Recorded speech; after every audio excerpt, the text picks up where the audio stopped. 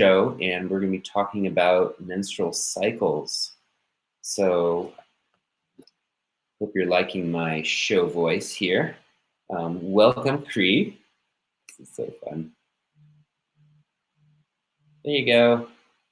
Hi. It's so funny. We're on the show now. We were just talking to each other a second ago. But yep, and now it's official. It's official. Okay. So, I'm going to silence my phone so that it doesn't bug us. Okay, we got Cree with Embody or Flow. You're on the Chris Erickson live show. And just to give you, for anyone that hasn't seen my live streams, this is a human growth. We're uplifting the vibration of the planet. We are helping to balance the energies on this planet, and just doing our best to spread information and awareness around all kinds of interesting topics that might be helpful to ourselves, to our community, and our planet. So everyone say hi to Cree Cox. Cree, would you introduce yourself? Yeah, so my name is Cree. I'm spiritual guide, menstrual maven, Arvigo practitioner, amongst various other things. I live here in Salt Lake City as well, and had a massage practice that is on pause, as with many other things in the world right now. And then also the title of Embody or Flow is the title of one of my courses that I do. It's a 3-month course for women that I created that's essentially like this deep dive into the wisdom of the menstrual cycle and really learning how to harness the menstrual cycle and work with it as an ally. A lot of it stemmed from my own personal practice and just the fact that in this world and culture in this day and age, there's a major misunderstanding, I guess to say the least, around the menstrual cycle. And so part of my mission and my vision and my purpose is to essentially bring about a menstrual revolution where this is just a normal, regular part of everyday conversation for men, women, all whatever gender you identify with and as. And just want to make a little note on that. I will primarily be speaking to men and women, but if there are any transgender or fembody or someone who doesn't identify with that, I'm just speaking with men and women because that's my common language and what's easiest for me. But I'll do my best to try and incorporate some things here and there for those that are listening that don't necessarily identify with that. But yeah, so the course and I guess my mission and my purpose is creating a menstrual revolution because it's a very foundational thing that every woman experiences, and no one seems to understand it and no one wants to talk about it. It's such a taboo thing, and it's the reason all of us are here. Right. Yeah, it's so fascinating, and we can get into that. So what is a menstrual maven? So as I've been in this process of like, when you start to go down the whole like entrepreneurial business journey, you come up with like titles and things that you call yourself. And I think it actually came through one of the times when I was bleeding, when I was in one of my moontime ceremonies. A lot of information will come in during those times. And I was like, just feeling into like, what do I even call myself with this? And I looked into the word maven a while back, and I think it essentially means like an expert in it. And of course, there's always more to learn, but it's just speaking to like an expertise. And I just loved the play on words with the menstrual maven and the double M. I love it. I haven't heard it. Yeah, it's fun. Kind of reminded me of like a maverick or something, which like I don't know what even that, but it implies some kind of skill, I would say. Yeah. And you're also consider yourself a womb wellness educator as well. Yeah. And what does that entail generally? So part of what I incorporate into my Embody Your Flow course is teaching women about their bodies, about their uterus, aka womb, including the ovaries. Like womb is kind of like the whole reproductive organ area, and it's informing women what's actually going on in their bodies and the functions and what's happening with the hormones. And part is also teaching cycle tracking. And also just ways to take care of our bodies, because our reproductive health and the health of our cycles is always speaking to our overall health as women. And so womb wellness to me is synonymous for just like overall wellness. And so it's just like educating women about their bodies and specifically the reproductive system. Right. Awesome. Well, I have like I wanted to save this to the end, but I wanted like I want to hear about it now.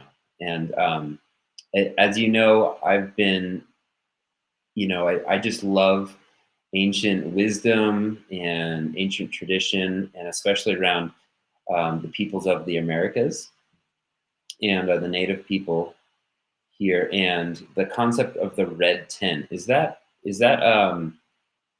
like that terminology? Is that like politically correct and all that? Is that Yeah, like so those I mean, you concepts? can use red tent.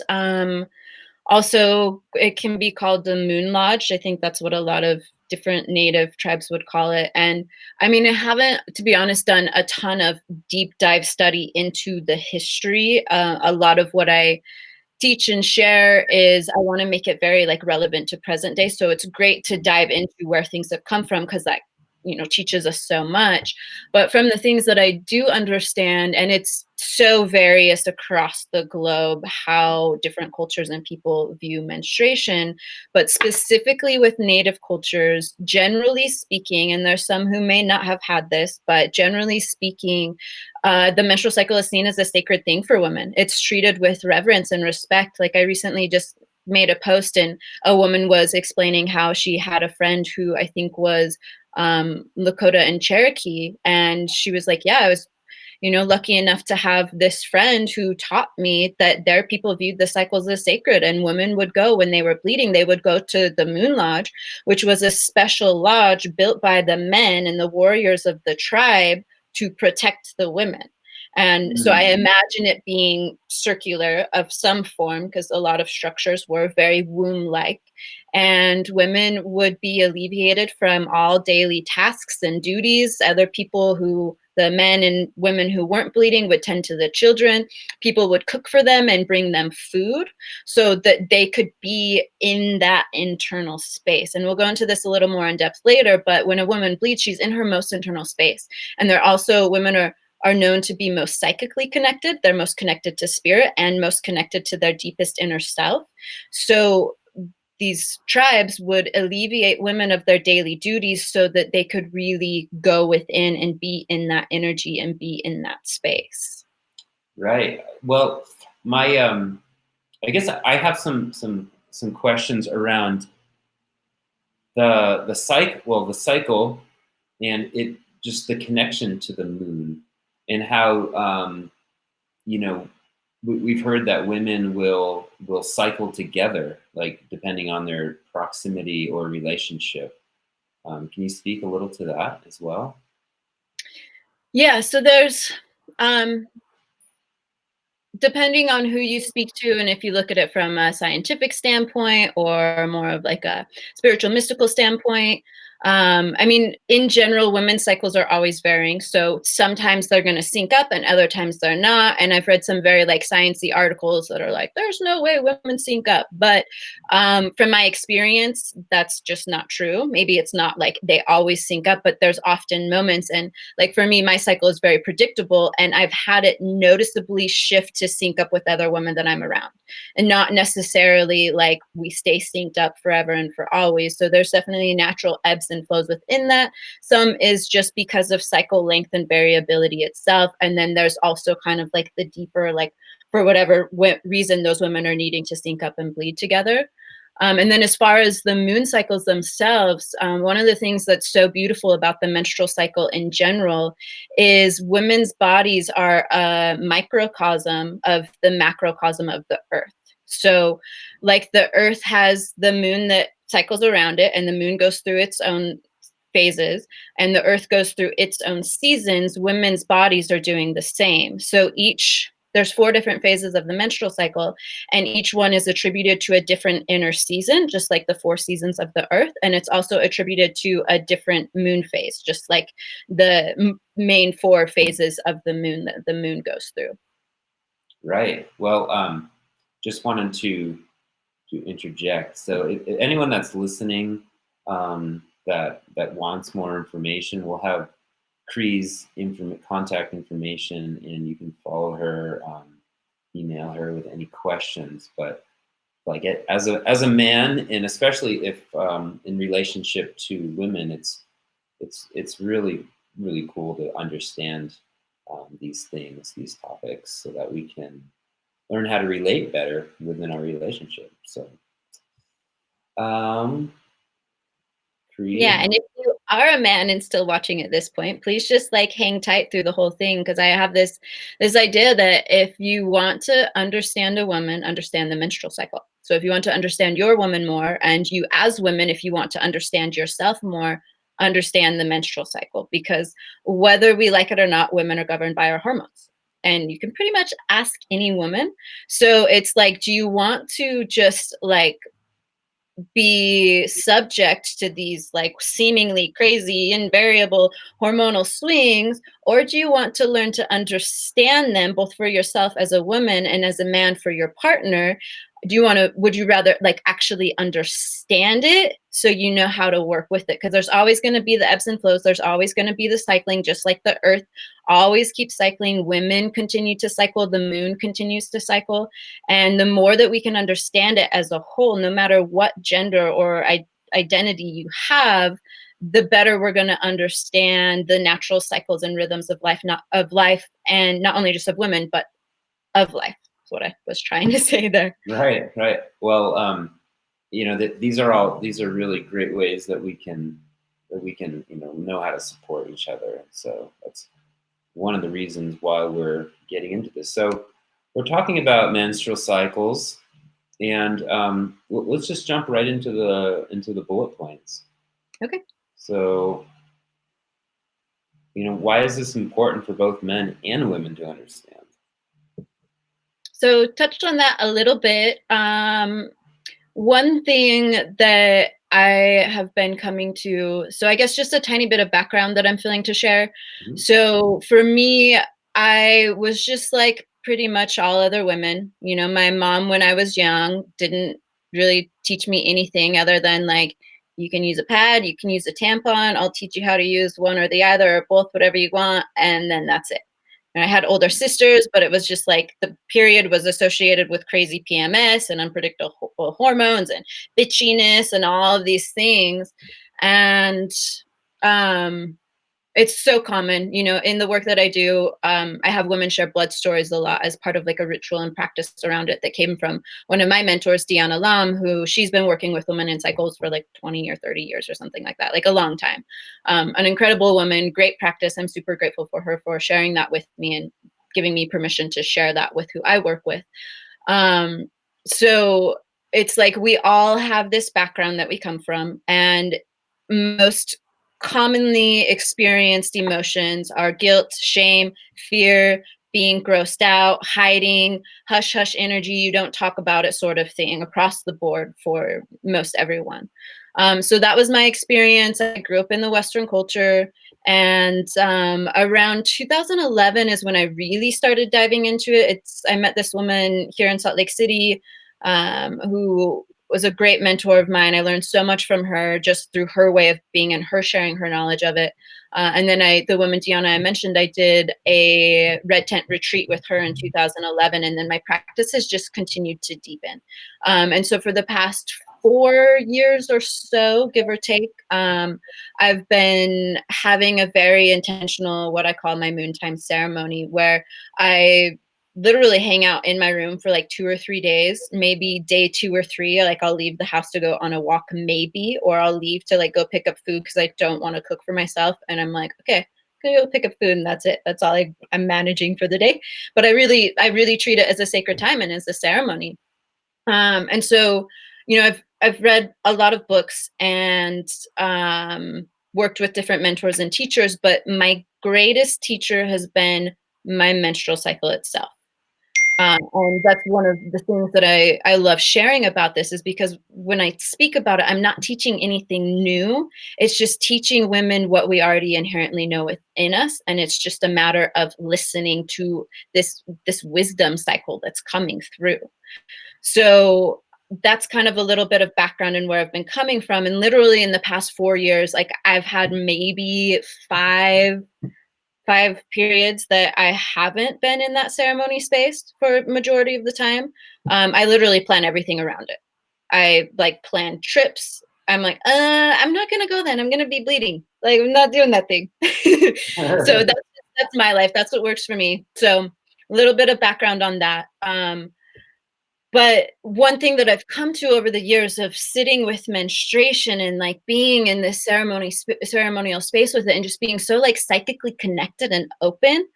I just one night, I think I was at dance, ecstatic dance here in Salt Lake, and I dropped into this place where it just like it hit me so strong. I was like, oh, the menstrual cycle is the life cycle. And it's the life cycle because, for one, without women bleeding, none of us would be here. And ultimately, it's revolving around ovulation itself. The whole thing is revolving around ovulation. That's why it even happens. And we ovulate to release an egg so we can procreate. So it's like no one would be here if women didn't bleed, but yet we don't want to talk about it, which is really odd to me. But it's also the life cycle because it's like it's this initiatory journey every single month, and it's like this initiatory process as women to come into their own wild power within themselves. And it's also the life cycle because as I've learned to understand the menstrual cycle, it's taught me so much about the cycles and seasons and rhythms of life itself, and how to really honor the earth and how to really honor the seasons. So part of why it's so important for men and women to understand this is because, it's like, I think in these times that we're in right now, it's becoming very clear that there's a deep sickness in the psyche of the collective psyche of just like humans on the planet right now. And it's all coming up to the light. It's all being exposed. And to me, like we're at this point where it's really time to restore rightful balance to masculine and feminine energy. And what I think is really beautiful about the moon lodge in some native cultures is that the men would build it for the women to serve as those protectors as women are going into these deep ceremonial spaces. So it's like feminine energy is associated with darkness. It's associated with internal, with going within. If you look at the yin and the yang, the feminine is the darkness and the masculine is the yang. It's the lightness. And so it's just like it's restoring rightful balance to those energies. And like I said before, like if you want to understand a woman, understand the menstrual cycle because it governs everything that we do. And I've like, well, since I've started basing my entire life around it in a way that I understand what kind of energy is available to me when, it's been the most amazing, empowering thing that I've found. And it increases communication within partnerships because it gives this foundation. Instead of a woman getting like bitchy and like doing all of these things, like it can just be like, oh, guess what? I'm in luteal right now, which is the phase before bleeding. And I've learned because I've been tracking for X amount of months or years that I just need space right now. That's all I need. I don't need you to do anything for me. Like, I just need space. I just need to be alone for a little bit because my inner critic is coming out and my life is under review and things feel really intense and I just need space. And so rather than get bitchy, it's like if men and women both understand and in partnership, they understand what this languaging is, then it gives a reference point. Then it's just easy. And I have some friends where like their partners will remind them like, oh, well, like you're in luteal, so you probably shouldn't really be doing that task that you're trying to do and having a hard time with anyways, right? You're like, oh, thank you for reminding me. That's fascinating. I love, trying to make plans with, say, Anthony or Tyson, and then the like where is my partner?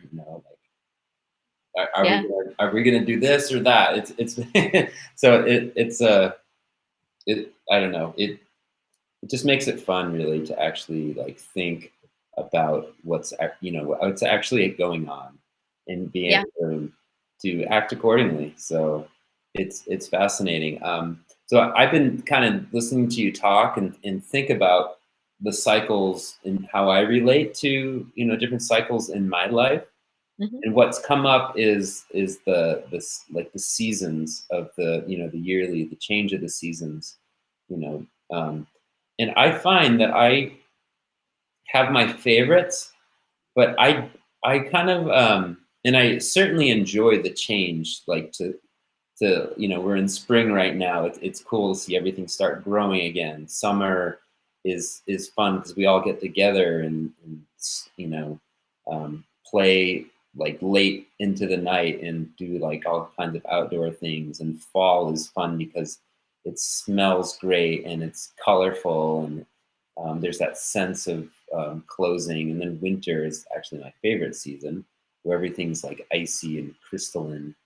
um, and so I find that I kind of get attached to every season, and then I don't want it to change. Mm. Like in some way, do you ever get like that in your cycle, to where you have like a preferred portion of the cycle or over another? How does that? I'd say I I've really learned to love them all. Right. And one thing that's great about going through a cycle is it's very dynamic. It's always changing. A previous partner made a comment jokingly once, because sometimes I feel like I'm four different people, depending on what phase Right. I'm in, especially like my ovulatory self versus my like deep menstrual stuff, like polar opposites. And so a partner said to me once, because I was like in like full on ovulation and just like, "Ooh, life is amazing," and just like so like playful and flirty and expressive and all these different things. And um, he was like, "Man, I don't need to be in a polyamorous relationship because I've got you, and you're like four different people." So I've learned to love them all because I've learned that I'm going to keep cycling through them. And so one thing with the menstrual cycle in general is it's teaching presence with the cycle itself, like the art of doing nothing, literally doing nothing for hours while bleeding. It's a lost art form. So many people just don't even know how to lay around and do nothing. And for me, because I know my cycle, like I would never plan to go and try and do a Vipassana when I'm in my ovulatory window, because I'm like, I don't want to sit for that many hours a day. Like, are you kidding me? But it would be great, like moon time stuff, because the energy is so conducive. But anyways, like so with the presencing piece is if I'm fully present within each cycle, then it's just like it makes it so fun because I'm not holding on to one or the other because I know it's gonna come back around again. So, I'm experiencing this, or women are experiencing this on more of a micro level, like every single month, but with the greater seasons as well. And within the cycle, there's these crossover days where you're going from one inner season to the next. And I think we kind of get those here, especially if it's like a quick drop off into the cold. Like I feel like this year kind of dropped off quick into fall. And a part of me was like, I'm not ready yet. I'm Mhm. not ready for summer to be over. And so there's these like couple day windows in between each phase that can be a little bit like, whoa, it's not fully like I'm not fully in my spring, but I'm not fully in my summer. Like, where do I even orient? And then you like, get into that summer and then you like get into the new groove. So there's always these like transitional times. And as with anything, we like shift or change in life too, like moving into a new house. It's like it takes a little while to settle into things. So I mean, I always love spring, seasonally speaking. And I might say that my favorite is menstruation, but then, ovulation is so fun. And then I love the in betweens because it's just so dynamic. Right. Well, I really appreciate like the seasons and how they're all different. Um, let's jump on to their next point on the agenda. I'm gonna let my dog in. She's crying or something. I don't know. Okay. One second. Oh, hi. Come in.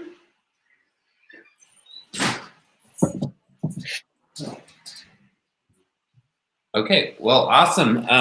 So we are talking about the seasons. Yeah, perfect little segue. Yeah, let's get into it.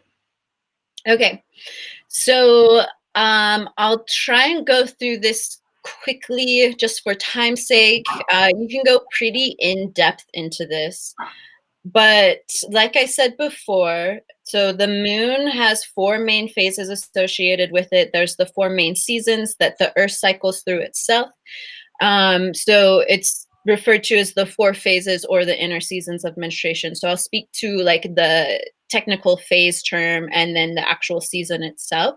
So we'll start with menstruation because menstruation starts day 1 of the cycle. If you were to count a cycle from start to finish, day 1 starts with the first day of your bleed.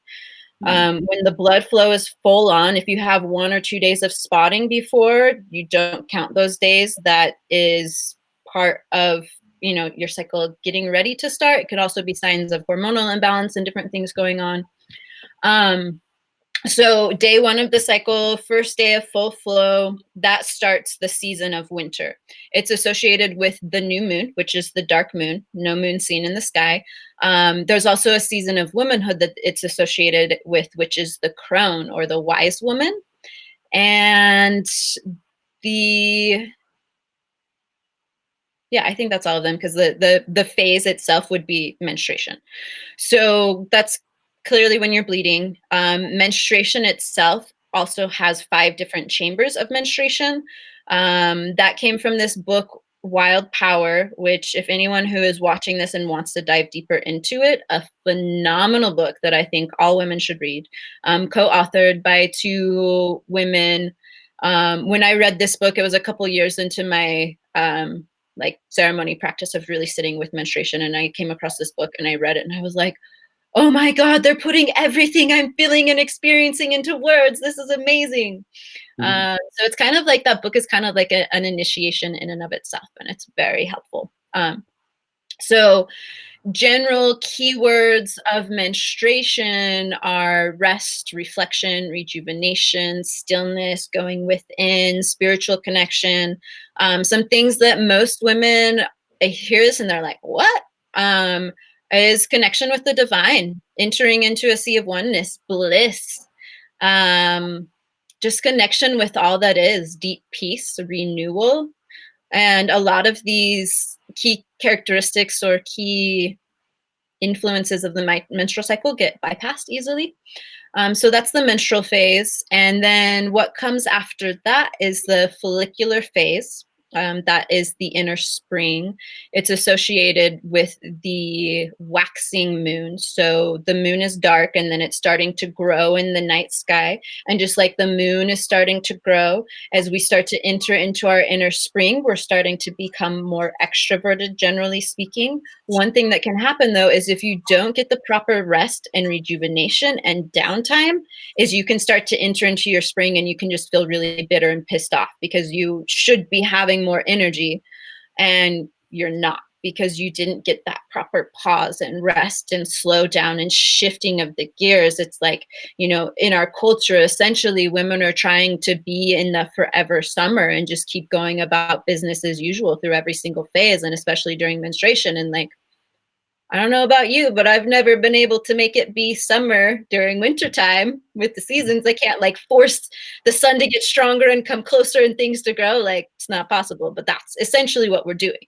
We're going against the laws and rhythms of nature and what women's bodies are really asking for and needing.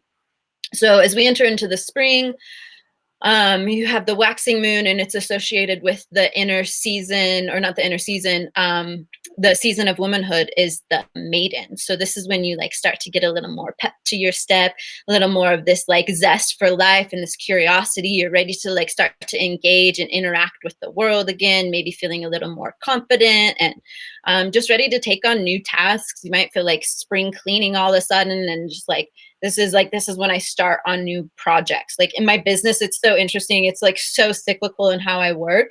And it's like some projects literally get put on hold depending until I'm like in what phase of my cycle. And then all of a sudden I'll just like, bam, like naturally start doing certain tasks. I'm like, okay, great. I'll just continue following this flow because it works really well.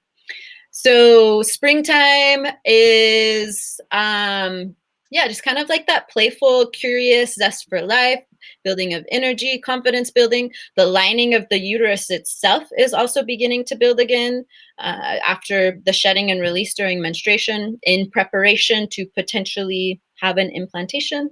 Like I said before, the whole cycle itself really actually revolves around ovulation. So the next phase after the inner spring is the ovulatory phase. Ovulatory or ovulation, you can say either one. And that is the inner summer. The moon is the full moon. So it's like, you think how, like, generally with the full moon, the sky is bright. Our ancestors, that's usually when things are like, would have been more celebratory, or they would be out later because you can actually see by the light of the full moon. Whereas with the new moon, it's just like very dark and encourages you to go within. So for men who are listening to this, and even women in general, like maybe start to notice and pay attention how you feel during new moon versus full moon. And if you notice any different poles, if maybe during the new moon you just feel like really kind of like sleepy and quiet and internal, and maybe during the full moon you feel more expansive. And if you don't and you feel the opposite, that's totally okay too, because I've had some full moons that are ass kickers and I just am like, I just want to hide in my room. So the inner, or I keep saying inner, the season of womanhood is summer. No, not summer, motherhood. So women who are actually mothers, this is usually when they're like the most ideal mother, because during ovulation, menstruation, you're at your most internal point. Ovulation, you cycle around and you're at your most extroverted point. So generally ovulation hits, your hormones are at their highest, everything is surging, estrogen is causing your hair to look great, your skin to look great, you're putting off pheromones that are attracting men, because again, biological design, procreation. And like there's been some studies that have been done that in the tipping industry, women make, I don't remember the actual percentage number, but like quite a bit higher in tips when they're ovulating. Just because like women generally are a lot more like expressive and their energy is out there and they kind of like want to be seen. And for me, I'm naturally an introvert, like hermit self, and this is like my social time. Like this is when I want to go out and I want to talk to all of the people and I want to engage, and I'm just like, I have fun with it because it lasts for like 4 or 5 days and then it's over. Right. But I love it, and it's so fun to be in that energy. And so it's a lot of like just expressive, just doing. And I love telling women to just like work it and own it while you're in it, because it doesn't last long. And so just like milk that, like feeling good and feeling sexy and feeling alive and empowered. And oftentimes women just feel like superwomen, like they can get everything done. And so like for mothers, like I was saying, I'll come back to that point, like you're generally a lot more open and receptive to others around you, just like the body is mirroring that internally. So the cervix itself, it goes higher up in the vaginal canal. The opening becomes more open in preparation to have sperm come in. And so our bodies, what they're doing internally, we're also more open to receive from others. And so we usually like put up with people's shit and we don't care what they're doing. It's like things become not a big deal. And whatever was going on internally a week ago, like all of a sudden doesn't matter because we're super women and we don't care about that stuff. And it's also a time of magnetism. So like when working with manifestation, or setting intentions or anything like that, like this is a time to just be in the magnetic energy, because it's just like I've found the more I come into this, things just like effortlessly come to me during that time. It's a very fun energy. And also, if like for women, if they don't necessarily have a mission or a purpose or something greater in life, this can be a hard time for them. Also, more introverts. Like if you're a really strong introvert, this can feel really uncomfortable. Just like for extroverts, moon time can feel a little more comfortable because you're so deep internal. And these are all just like, generalizations. If you don't find you totally fit into this, it's okay.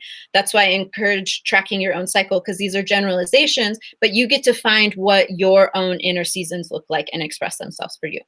So then from summer, we go into the inner fall, which is the luteal phase. And I break this down into two parts. There's luteal and then there's deep luteal. So we'll talk about luteal. That's the inner fall. It's the waning moon. So we were just at the fullness of the moon in the sky, and now it's starting to get less, and it's going in back into that new moon phase. And there's a point that I like to speak to that I call ovulation come down. So real thing. It happens to me all the time, and I see it in women around me all the time too, where you're on this high because of your hormones, and it just like you feel so good and so on it. But then like almost as soon as that egg that's alive for only 12 to 24 hours, once that dies, like estrogen plummets.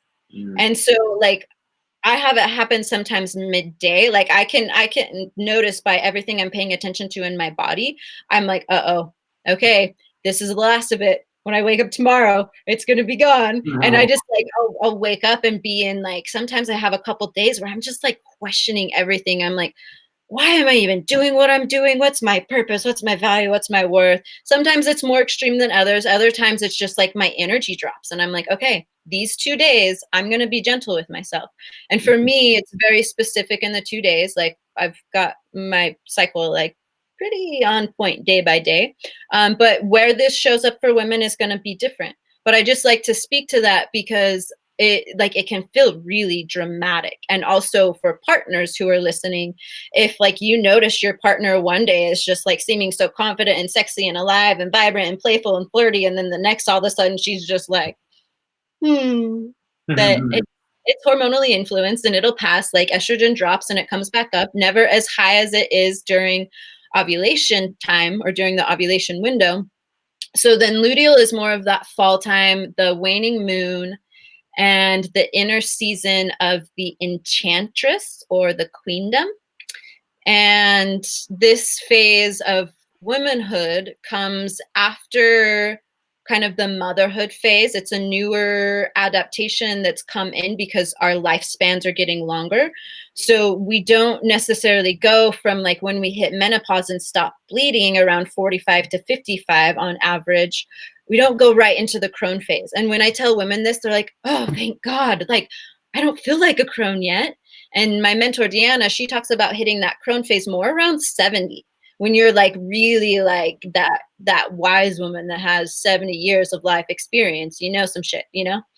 So the enchantress or the queendom is when you like start to enter out of that mothering, and you take that mothering and that inner maiden and you start to like look at like, how can I serve my queendom? How can I serve my people? For some women, it's like a return to self because their kids are growing up. A lot of women, I find it's like get divorced around this time, and they're just like coming to themselves in a whole new way. And like, if you think about fall, this is like kind of a wrapping up and tying up loose ends sort of time. Like I can get to-do list done. Like it's like nobody's business. Just I'll sit down and I'm like, bam, bam, bam, bam, bam. I'm like, oh, that was really easy. I just got so much done and it took no time. And then deep luteal itself, this comes on. Sometimes I feel like I drop into it for like 2 full weeks, depending on what's going on in my internal process. But generally speaking, it's like 1 to 3 days prior to bleeding itself. This is another moment where generally women need more space. Partners, a way you can really show up during this time is communicate with your woman. She might not know what she needs, especially if she's learning her cycle. Generally, it's more space because like this, like all of the hormones are dropping. And so when your hormones are at their lowest, it's like you're just kind of like, whoa, okay. Like I reached a point where like 1 to 3 days, I'm like, okay, like I'm so ready to bleed. Like I'm ready for this release. I'm ready for this shedding. You're like during luteal time as well, not just deep luteal, but the whole luteal phase. It can be common for the woman's inner critic to come out. So it's like your whole life starts to come under review. And that's what's really beautiful about the menstrual cycle is it's this internal compass that's pointing as our true north.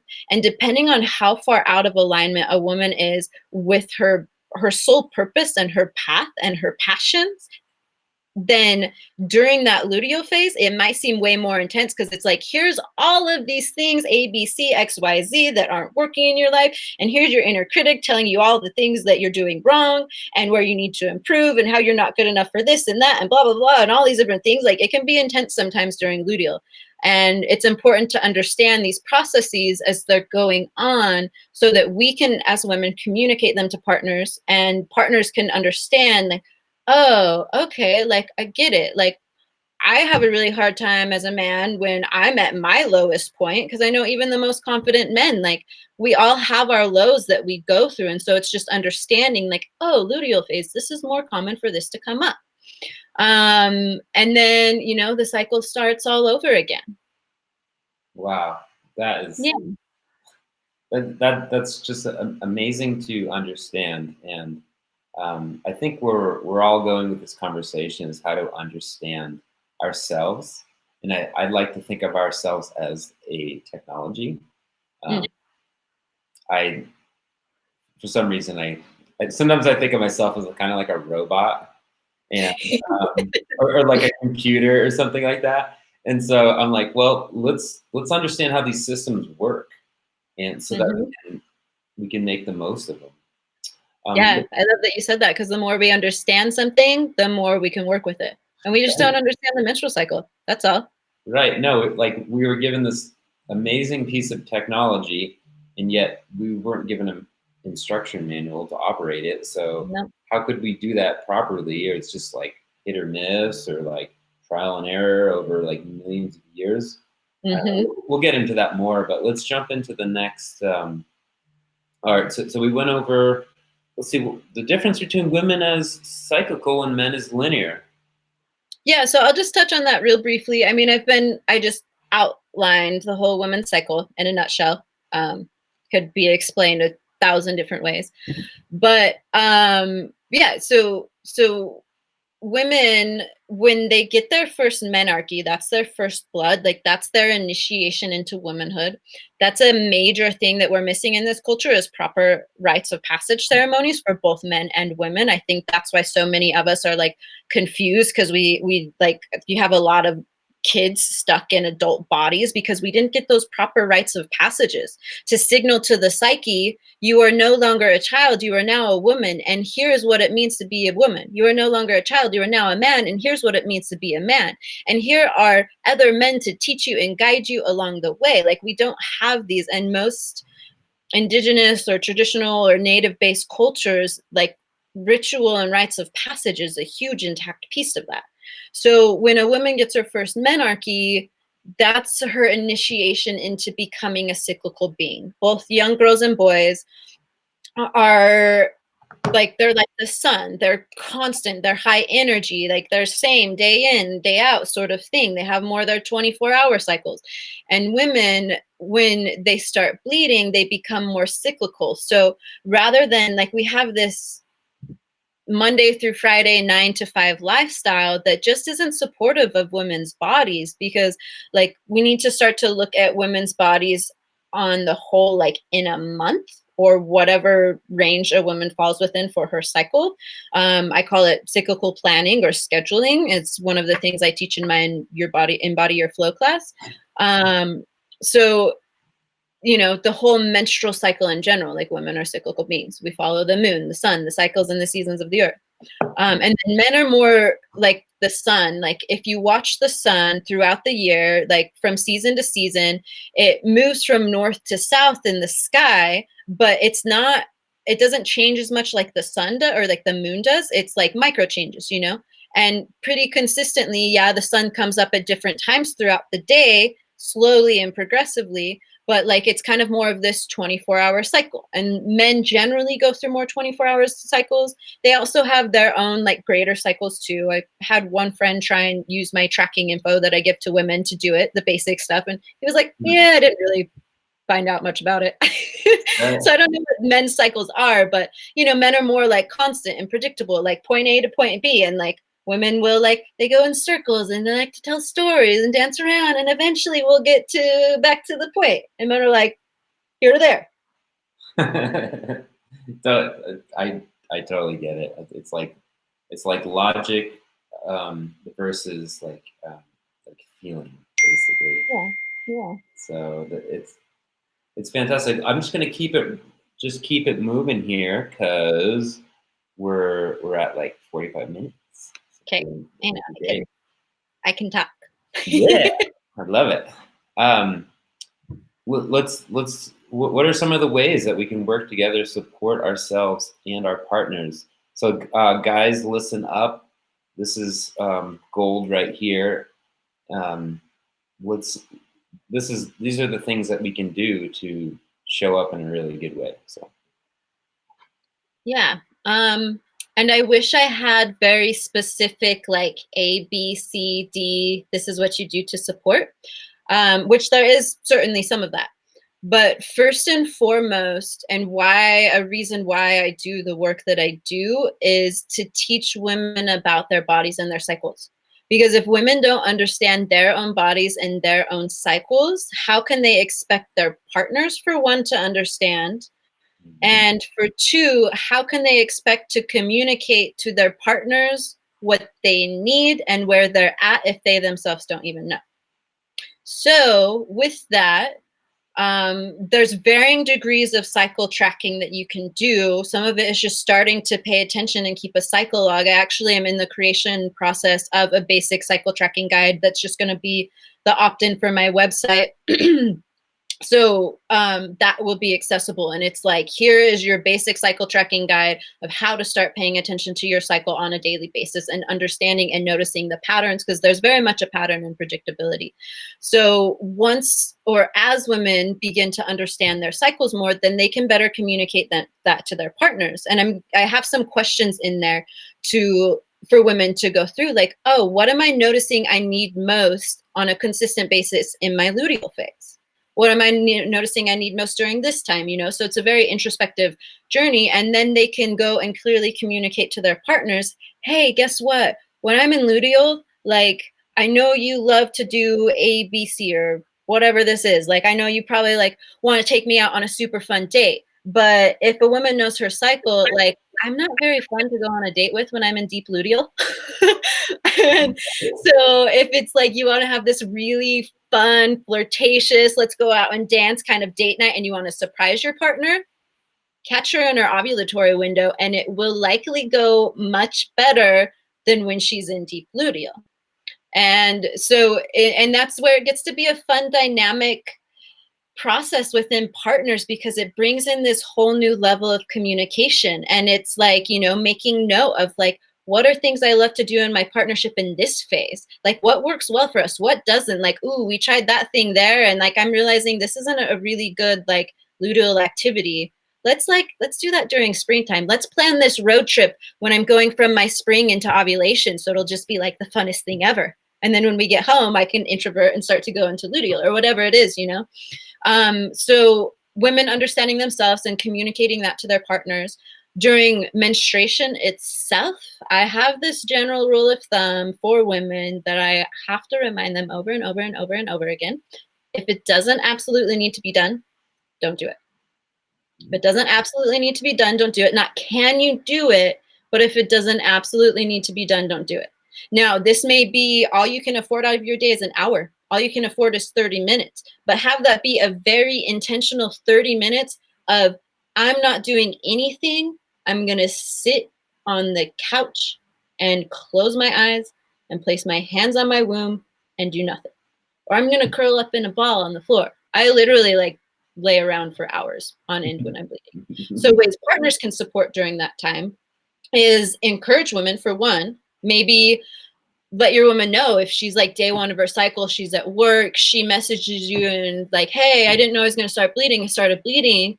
Maybe you make sure the dishes are done and the house is clean, and you're like, don't worry, babe, I got you. Like, I ordered your favorite takeout. Or if you love to cook, like, cook her favorite meal.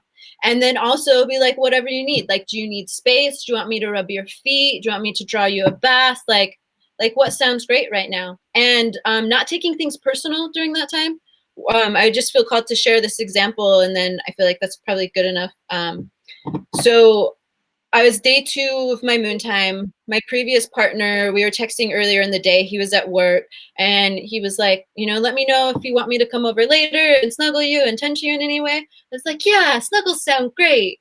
And I was in just like this dreamy, liminal space that I just loved during moon time. And in the chamber of surrender, really strongly, and even separation, he came over and he just started talking to me. And for anyone who's done any sort of plant ceremonies, sometimes when you try and just have a normal conversation with a woman while she's bleeding, it's like going and sitting down with someone who's taken plant medicines and just like talking to them like things are normal, to varying degrees. And for me, when I drop into that space, like that's how it is. I literally am like, I can't talk.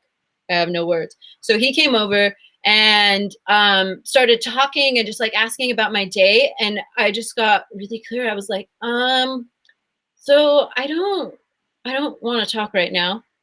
And then I realized, like, as he came over, I was like, actually, I don't want him here. And so I communicated that. I was like, so would it be rude if I know you came over, but would it be rude if I told you that I actually don't want you here? Snuggle sounded really nice earlier, but now that you're here, I don't want to talk and I just need to be in my space. And he was just like, okay. And he was rounded enough to get it and to know. So a really big thing is don't take things personal. And I also like to invite women, like manage your own energy. Like don't get all bitchy and catty and all of these things towards your partner. Like maybe just be like, hey, I need space right now. I need space. And understanding that it's okay to just say that, and both parties understanding like it doesn't need an explanation. It's nothing personal. It's just like there's a lot going on internally and I need some space, or whatever it is in partners, or I just need you to hold me and not say anything, So it's cool the way it can open up a greater level of communication and understanding. I love that.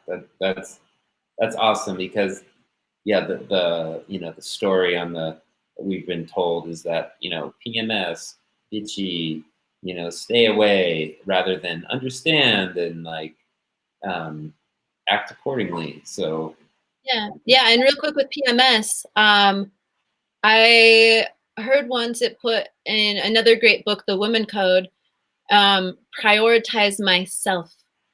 Ladies, that's a time for you to start to prioritize yourselves.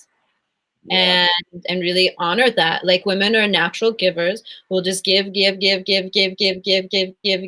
depleting our own resources. It's just kind of like the natural energy of the mother. Like our earth mother does that. She keeps giving and giving and giving, no matter what we do. And women are doing that too. And we really need to come back to ourselves and replenish our reserves so that we can keep giving and showing up in a more supportive and effective way where it's more of a win-win-win for all parties involved. Wow, that's awesome.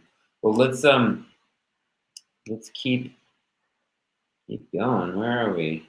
Ooh, this sounds cool. Menstruation as a spiritual practice. Yeah. So like I said, the reference I made earlier about it being similar to a plant medicine journey, it's a really profound time. It's a really powerful time. Some of the things I was speaking to earlier, about women being more psychically connected, more connected to their inner selves, their higher selves, to source. So women are literally bridgers between worlds, or portals between worlds. We gestate life. We have a whole nother human being and life and soul and spirit that gestates in our bodies inside of our womb where our menstrual blood comes from, and they get birthed out from us. And I personally haven't given birth, but pretty sure, like most women that you talk to, like you're literally having this spirit come down through you as a child is born in whatever way they come out. And so like that in and of itself is really deeply profound. And so when we're not giving birth and we're entering into the inner temple of menstruation, this is a really sacred time. It's a time of ceremony. And there's this kind of like mini rites of passage that goes on every single cycle. Like I literally am having an ego death every single cycle, and I'm consciously choosing into it. So I never tire of my menstrual practice. It's just like so enthralling to me, because as I'm preparing to enter my inner temple of menstruation, my ego is literally going through a death because it can't come with me into that space. And the first chamber of menstruation is separation, where you literally separate yourself from the outside world. Mid conversation, this can happen when separation comes on for women. They can be at a dinner party and all of a sudden they don't care about anything about outside of themselves. I'm like, I have to force myself into conversation. I really could care less right now. That separation energy coming in because their inner temple is beckoning them to shut out the outside world and go internal. So any initiatory journey, the first step of an initiatory journey is to separate yourself from everything that you know. So some of the work that I do with my practice is I love the chamber of separation, because I go into my inner temple and I literally am letting go of everything. I'm letting go of my identity. I'm letting go of my titles. I'm letting go of the work that I do in the world. I'm letting go of who I think that I am as my blood is shedding and the energy is naturally inviting me into it. Like most women will say, day 1 or 2 of their cycle, like it doesn't matter how much caffeine they drink, like they literally just want to lay on the couch and do nothing. And that's the chamber of surrender, getting us to empty out completely. Because as we empty out and we let go of who we think we are, we come into direct communication with our soul and with spirit. And we then can channel in divinely guided inspiration directly from our soul of what we need to do. And sometimes it can be like a very simple thing, like you're having a hard time like being compassionate with someone, and it can be some message around like the essence of compassion and love. And like this like inspiration comes in, and you're like, oh, that's it. And it's because it's just like this clear understanding that comes through. So these things are working out all the time, but we're not listening to it. And one thing I've found is when I'm like forced into conversate with people, when I'm on day 1 or 2 of my bleed and I'm in the chamber of separation, I feel numb, I feel depressed, I feel really uninterested. And I'm like, oh, that's because I'm not supposed to be talking right now. I go back to my room, I lay on my bed, and then all of a sudden I'm like blissed out. The womb actually releases oxytocin when it contracts, when women are bleeding. And I literally am just like going into this like universal sea of consciousness, kind of this place that like people like to go to in medicine ceremonies, or that can be taken to, whatever it is. But it is giving us divinely guided inspiration of how to move forward in our lives.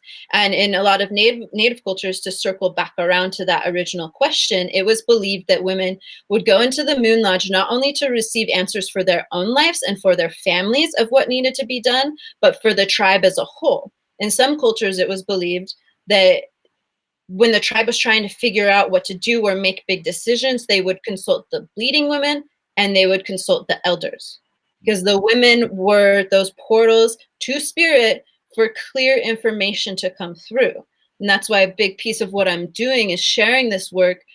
And essentially, like, I would love to see a revival of the Moon Lodge and modern day red tent spaces like all over the place. And that's part of coming back to rightful balance. And I believe that as women come into right relationship with this, like if we have collectively mass amounts of women opening up to this, I'm just like, it gives me chills, because I'm like, wow, like what kind of information could we connect to and channel through when enough women are slowing down during this time?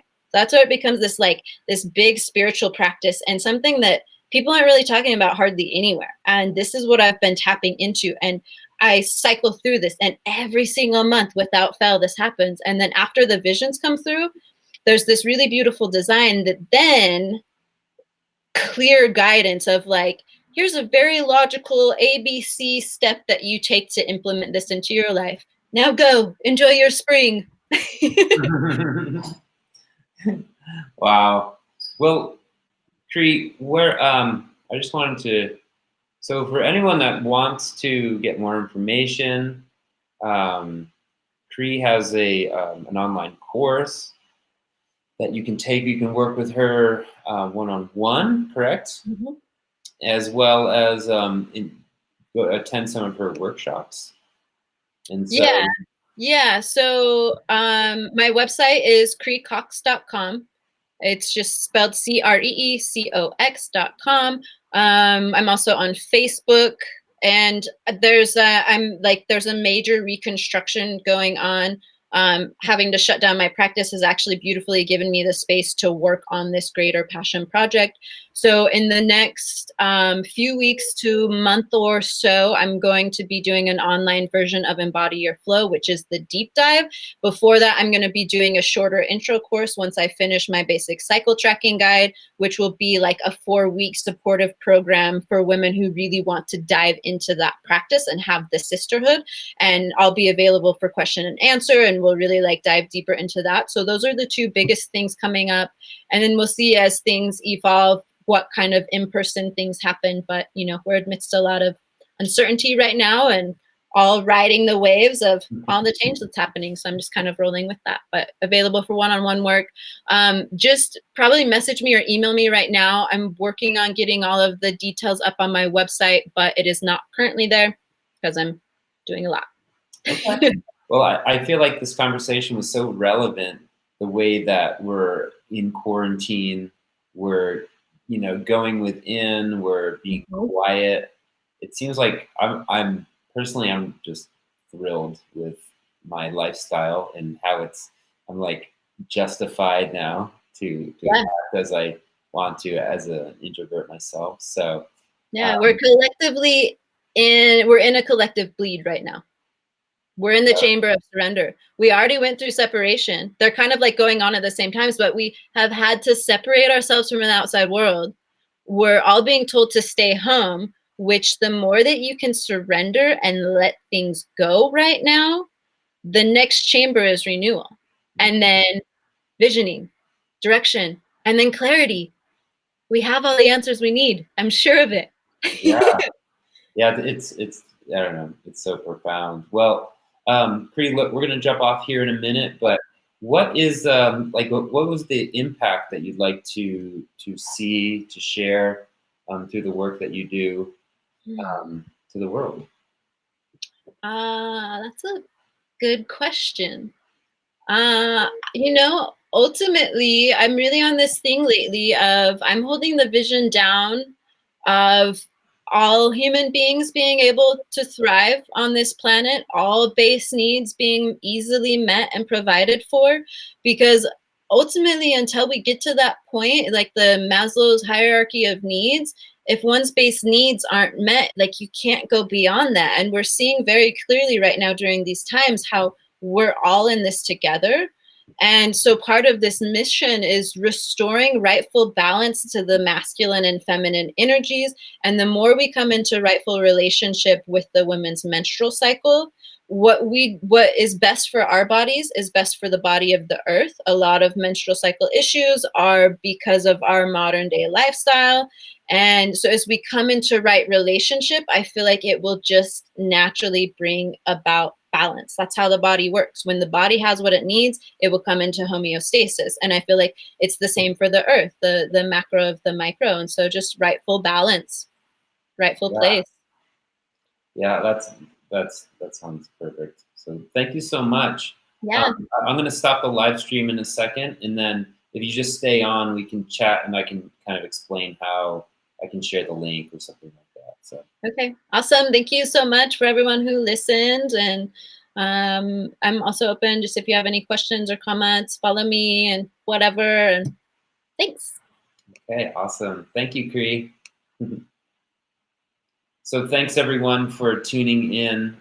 We'll be doing this over and over and over, and we'll be getting better at presenting, and we'll be having guests. So thank you, Cree, and thank you everyone that's tuning in. Peace.